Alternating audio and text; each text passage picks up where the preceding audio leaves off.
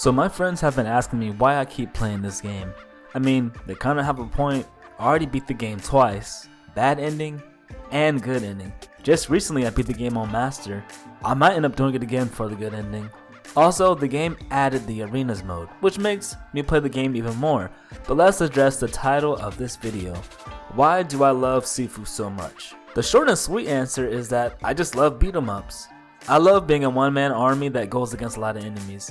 It just makes you feel so powerful because realistically, well, come on, you already know what the outcome would be.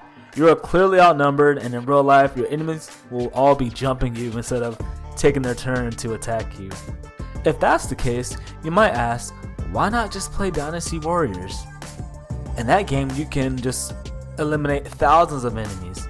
I did play those games. I started with 5, played 5 Extreme Legends, 6 Empires, 7, 8 Empires, Warriors of Orochi 2, 3, Fire Emblem Warriors, and Hyrule Warriors Age of Calamity. But I can already tell you that my hours in Sifu is higher than all of those games. Those games were fun, but there was something missing for me in those games. Hand-to-hand combat. Those are weaponized based games, and I always favored hand-to-hand combat. You might say, well, Sifu has weapons. Well, the thing is, you only have the weapons temporarily until they break. I grew up watching Bruce Lee, Jackie Chan, and Jet Li movies. I love the scenes where they take on a lot of enemies. It puts you in the moment and makes you feel like doing the same thing, even though you know you can't. They sometimes have weapons, but just like in Sifu, the weapons end up breaking. Sifu captures that perfectly. Sleeping Dogs is one of my favorite games of all time. It's so underrated, and my favorite parts was when I got to beat up gang members.